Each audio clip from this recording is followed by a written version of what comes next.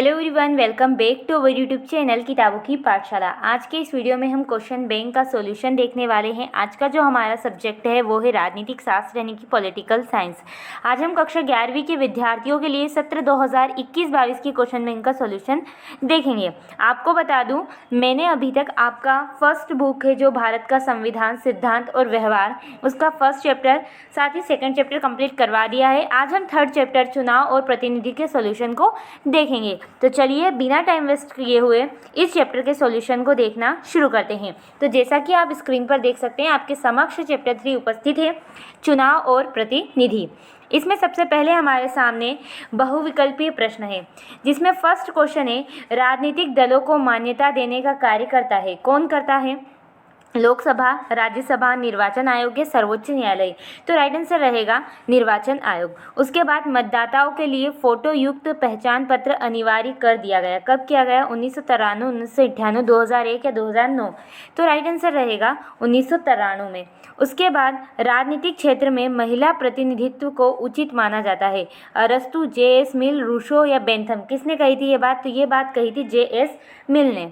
उसके बाद हमारे सामने है, एकल संक्रमणीय मत प्रणाली को किसने परिष्कृत किया?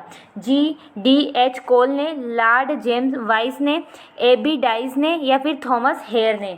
तो फ्रेंड, इसका राइट आंसर रहेगा थॉमस हेयर ने। उसके बाद निर्वाचन आयोग का गठन किया गया। कब किया गया? अनुच्छेद 214 में, अनुच्छेद 324 में, अनुच्छेद 52 में या अनुच्छेद 247 में। तो राइट आंसर रहेगा अनुच्छेद 324 में निर्वाचन आयोग की व्यवस्था की गई है।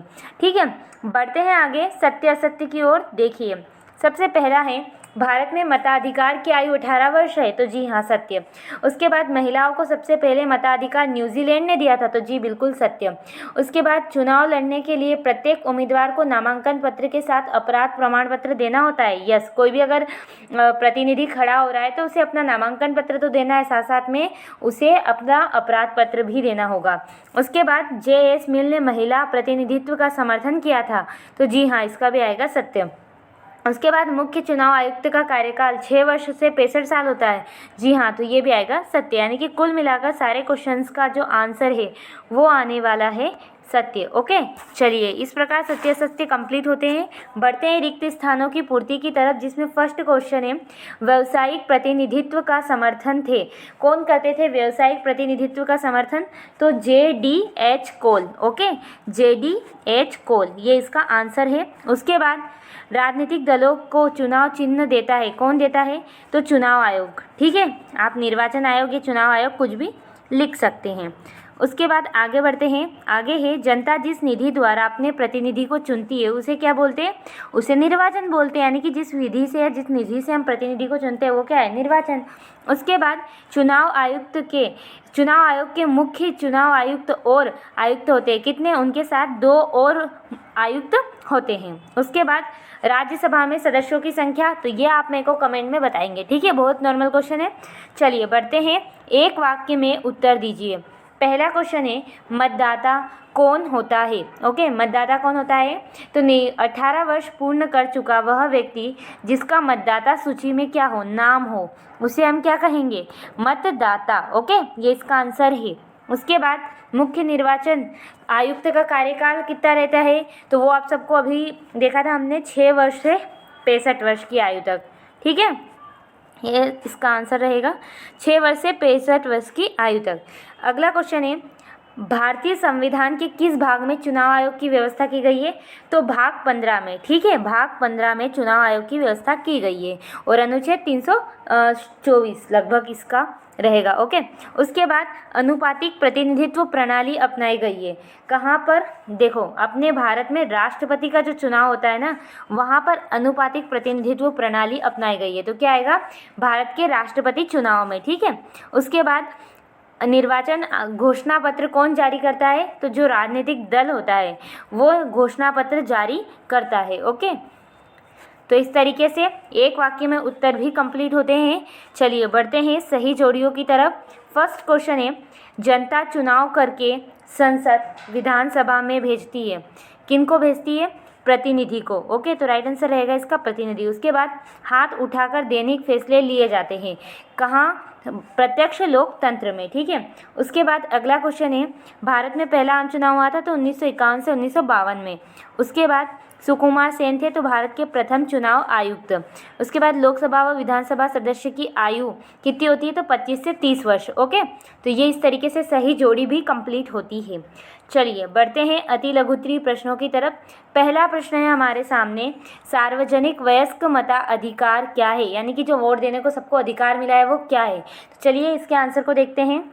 जैसा कि आप स्क्रीन पर देख सकते हैं, सार्वभौमिक वयस्क मताधिकार का अर्थ है कि भारत के प्रत्येक नागरिक जो 18 वर्ष पूर्ण कर चुका हो, जाति, धर्म या शिक्षा के आधार पर बिना भेदभाव किए उसे वोट देने का अधिकार है। यानी कि सार्वभौमिक मताधिकार का अर्थ ये होता है कि भारत का हर व्यक्ति जो 18 वर्ष पूर्ण कर चुका हो और उसका मतदाता सूची में नाम हो, उसे वोट देने का अधिकार है। चाहे वो गरीब हो, अमीर हो, शिक्षित हो, अनपढ़ हो, उससे कोई फर्क नहीं पड़ता। ठीक है, तो ये इसका आंसर है। जल्दी से इसका स्क्रीनशॉट ले लीजिए।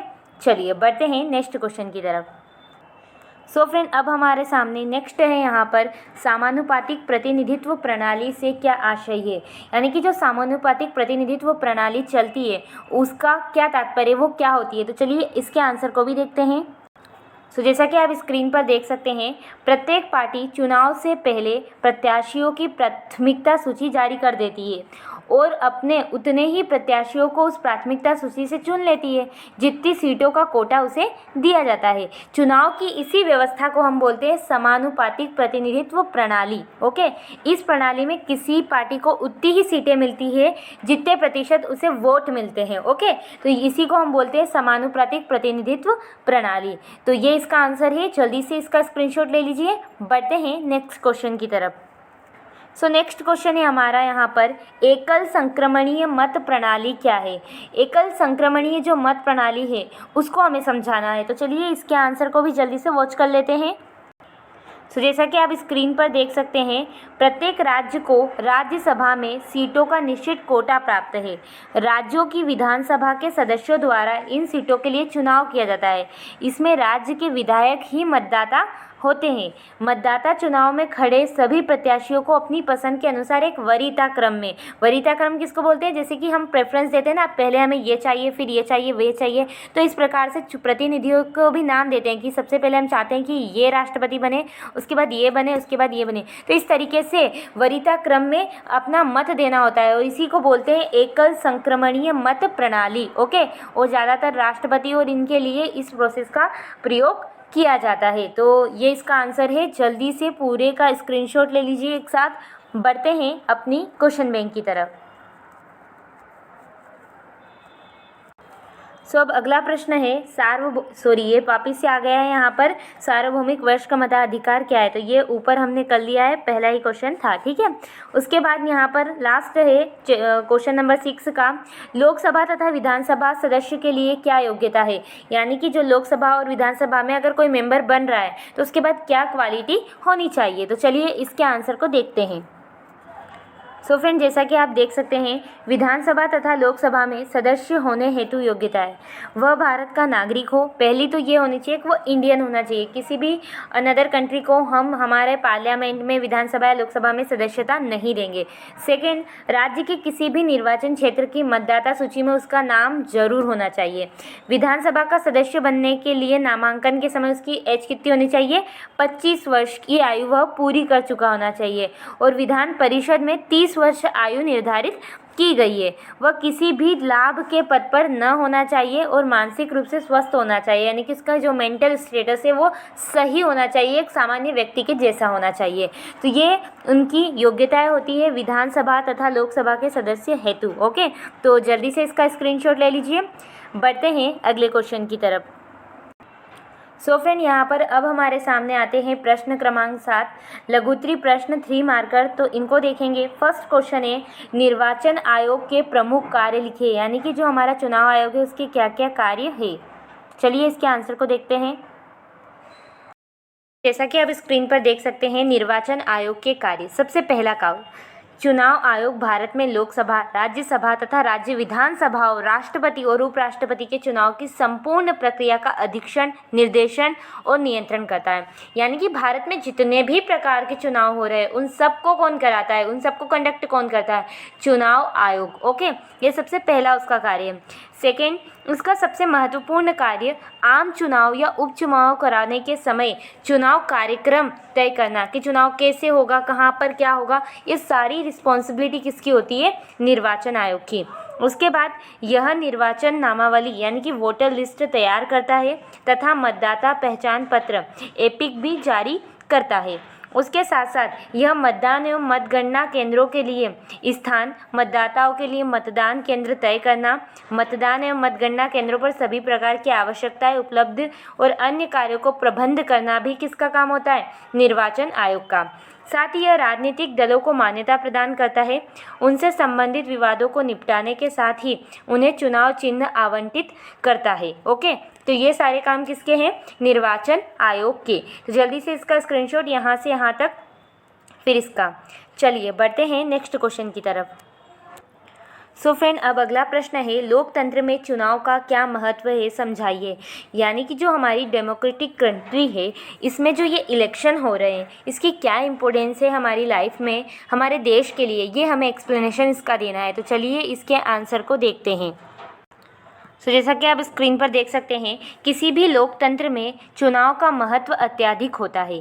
जैसे कि हम सभी जानते हैं, लोकतंत्र को जनता के लिए, लोगों की सरकार के रूप में हम परिभाषित करते हैं। लोकतांत्रिक देश में चुनाव महत्वपूर्ण होते हैं क्योंकि यह चुनाव के माध्यम से ही होता है कि लोग अपने प्रतिनिधियों का चुनाव करते हैं। चुनाव मतदाताओं को नेताओं का चयन करने और राष्ट्र को सुचारू रूप से चलाने में क्या करते हैं? मददगार होते हैं। यदि निर्वाचन नेता लोगों की अपेक्षाओं के अनुसार प्रदर्शन नहीं करते, यानी कि आपने किसी को चुन लिया और उसके बाद वो आपके काम नहीं कर रहा है, तो फिर वही लोग उन नेताओं को अगले चुनाव में वोट न देकर उनको बदल भी सकते हैं। इसलिए जो लोकतांत्रिक सरकार होती है, लोकतांत्रिक कंट्री होती है, वहाँ चुनाव का महत्व होता है। लोकतंत्र में चुनाव लोगों की नियति को आकार देने में सबसे महत्वपूर्ण भूमिका निभाते हैं और लोग अपने मताधिकार का प्रयोग करते हुए चुनाव में सत्ता के वास्तविक स्रोत का निर्माण भी करते हैं, क्योंकि वे अपनी पसंद बनाते हैं और केवल उन्हीं का चुनाव करते हैं जिनमें उनके पास है आस्था। ओके, जो उनको लगता है कि ये हमारा काम कर सकते हैं उन्हीं को चुनते हैं। यानी कि टोटल ये कह सकते हैं कि चुनाव के माध्यम से जो पावर है वो आम नागरिकों के पास आ जाती है और इसी कारण लोकतांत्रिक देश में चुनाव अति महत्वपूर्ण है। तो ये इसका आंसर है। जल्दी से इसका स्क्रीनशॉट ले लीजिए। चलिए बढ़ते हैं अपनी क्वेश्चन बैंक की तरफ।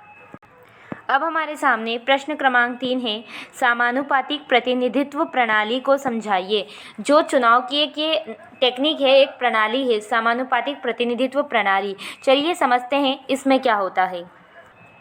जैसा कि फ्रेंड आप स्क्रीन पर देख सकते हैं, समानुपातिक प्रतिनिधित्व प्रणाली ये क्या है? देखो, किसी बड़े भौगोलिक क्षेत्र को एक निर्वाचन क्षेत्र मान लिया जाता है। इसमें क्या होता है, एक बहुत बड़ा जो भौगोलिक क्षेत्र है उसे निर्वाचन क्षेत्र माना जाता है और पूरा का पूरा देश एक निर्वाचन क्षेत्र गिना जाता है। जैसे इंडिया में क्या होता है, पूरे देश के राज्य बने हुए टुकड़ों में निर्वाचन क्षेत्र माना जाता है, जबकि इस प्रणाली में क्या होता है कि पूरे के पूरे देश को ही एक निर्वाचन क्षेत्र माना जाता है। इस निर्वाचन क्षेत्र से कई प्रतिनिधित्व चुने जा सकते हैं। इसके अंतर्गत मतदाता पार्टी को वोट देता है, यानी कि अपने यहाँ क्या होता है कि जो व्यक्ति खड़ा है हम उसे वोट देते हैं और ये जो प्रणाली है इसमें हम पार्टी को वोट देते हैं। ओके, हर पार्टी को प्राप्त मत के अनुपात में विधायिका में सीटें हासिल होती है और विजयी उम्मीदवार को वोटों का बहुमत हासिल होता है। जैसे कि ऐसी जो प्रणाली है चुनाव की वो इजराइल और नीदरलैंड में चलती है। ओके, तो ये थोड़ी सी इंडिया से भिन्न होती है। ओके, तो इसी प्रणाली को बोलते हैं समानुपातिक प्रतिनिधित्व प्रणाली। तो ये इसका आंसर है। स्क्रीनशॉट लेते चलिए या फिर नोट कर लीजिए वीडियो को स्किप करके। अपन बढ़ते हैं क्वेश्चन बैंक की तरफ।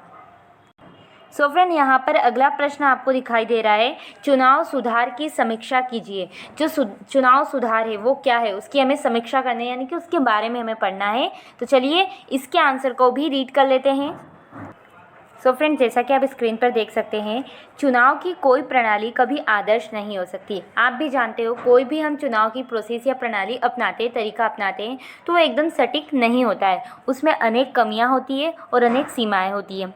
लोकतांत्रिक समाज को अपने चुनाव को और अधिक स्वतंत्र और निष्पक्ष बनाने के तरीकों को बराबर खोजते रहना पड़ता है, यानी कि हर बार कुछ अच्छा, कुछ बेहतरीन जोड़ने की हमें कोशिश करनी पड़ती है हमारी चुनाव प्रणाली में। यही क्या है, चुनाव सुधार है, क्योंकि हर बार हम क्या कर रहे हैं, चुनाव की प्रणाली को और बेहतरीन करते जा रहे हैं। ओके, तो वयस्क मताधिकार, चुनाव लड़ने की स्वतंत्रता एवं स्वतंत्र निर्वाचक आयोग की स्थापना को स्वीकार कर भारत में चुनाव को स्वतंत्र निष्पक्ष बनाने की कोशिश की गई। लेकिन पिछले 66 वर्षों के अनुभव के बाद हमारी चुनाव प्रणाली में सुधार के लिए अनेक सुझाव दिए गए, जिनका उल्लेख निम्नलिखित है। तो सबसे पहले, हमारी चुनाव व्यवस्था जो है सर्वाधिक मतों से जीत वाली प्रणाली के स्थान पर किसी प्रकार की समानुपातिक प्रतिनिधित्व प्रणाली लागू करनी चाहिए।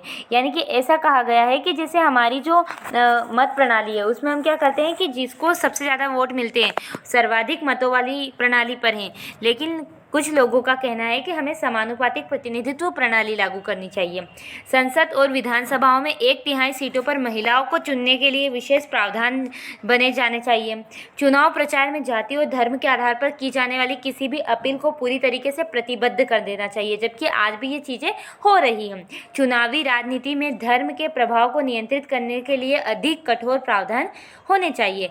तो ये इस तरीके की बातें हमारे चुनाव को सुधारने के लिए की गई है। तो यही चुनाव सुधार की समीक्षा थी। तो जल्दी से स्क्रीनशॉट एक साथ चलिए बढ़ते हैं अपनी क्वेश्चन बैंक की तरफ। अब यहाँ पर हमारे सामने इस चैप्टर का लास्ट क्वेश्चन है, भारत में सर्वाधिक वोट से जीत की प्रणाली को क्यों स्वीकार किया गया। आपको पता है, भारत में हम जो प्रोसेस अपनाते हैं जीत के लिए, वो ये कि जिसको ज़्यादा से ज़्यादा मत मिला है, वोट मिला है, वही गवर्नमेंट बनाएगा, वही सरकार बनाएगा। तो हमने ऐसी प्रणाली क्यों अपनाई, इसके पीछे हमें रीज़न देना है। तो चलिए इसके आंसर को देखते हैं। सो जैसा कि आप स्क्रीन पर देख सकते हैं, भारत में सर्वाधिक वोट से जीत की प्रणाली लागू की गई, क्योंकि भारत क्या है, एक विशाल देश है। यहाँ चुनाव के लिए एक अत्यधिक सरल प्रक्रिया की ज़रूरत है, क्योंकि किसी जटिल प्रक्रिया द्वारा देश में चुनाव करवाना बहुत कठिन कार्य है। देखो, भारत जो है वो कितना बड़ा देश है, कोई एक स्थान तो है नहीं कि यहाँ पे चुनाव करवाने हैं करवा दो। इतनी बड़ी पब्लिक है और सब पब्लिक वेराइटी है, कोई पढ़ी लिखी है, कोई अनपढ़ है, सबको हर चुनाव प्रणाली का आइडिया नहीं है। और विशाल देश होने के कारण यहाँ पर हमें क्या करनी चाहिए, एक बहुत ही सिंपल प्रोसेस रखनी चाहिए चुनाव के लिए, क्योंकि कोई भी अगर हम बहुत कठिन डिफ़िकल्ट प्रोसेस रखेंगे तो चुनाव करवाना क्या हो जाएगा, बहुत कठिन हो जाएगा। सर्वाधिक वोट से जीत वाली व्यवस्था की सफलता इसकी लोकप्रियता का कारण है, उन सामान्य मतदाताओं के लिए जिन्हें राजनीतिक और चुनाव का विशेष ज्ञान नहीं है। यानी कि हम जो प्रोसेस अपनाते हैं उसमें कि हमें पॉलिटिक्स का कोई विशेष ज्ञान होने की ज़रूरत नहीं है। इस आधार पर भी हम चुनाव व्यवस्था को आसानी से समझ सकते हैं। इसके अतिरिक्त चुनाव के समय मतदाताओं के पास स्पष्ट विकल्प होते हैं कि किसको वोट देना है, किसको नहीं देना है। मतदाताओं को वोट करते समय किसी प्रत्याशी अध्ययन को केवल स्वीकृति प्रदान करना होता है। यह प्रणाली मतदाताओं को केवल दलों में ही नहीं वरन उम्मीदवारों में भी चयन को स्पष्ट विकल्प देती है, जिसके कारण क्या होता है, ये जो प्रोसेस है, ये प्रक्रिया है सर्वाधिक वोट वाली, ये हमारे देश के लिए बिल्कुल सही साबित होती है। तो ये पूरा आंसर है कि भारत में क्यों रखा गया। ओके, तो जल्दी से इसका स्क्रीनशॉट ले लीजिए। बढ़ते हैं फिर क्वेश्चन बैंक की तरफ। सो फ्रेंड, इस तरीके से हमारा जो ये चैप्टर 3 था, ये हमारा कंप्लीट हो जाता है। चैप्टर 4 भी मैं बहुत जल्दी आपको अपलोड कर दूंगी। सो फ्रेंड, इस वीडियो को आप जल्दी से जल्दी क्लास 11th जिनका पॉलिटिकल साइंस है उनको शेयर कीजिए, ताकि वो भी इस वीडियो का बेनिफिट उठा पाए। आई होप ये वीडियो आपके लिए भी बेनिफिशियल रहा होगा। अगर रहा है तो प्लीज़ वीडियो को लाइक करें, share this channel, subscribe this channel. Thanks for watching. धन्यवाद।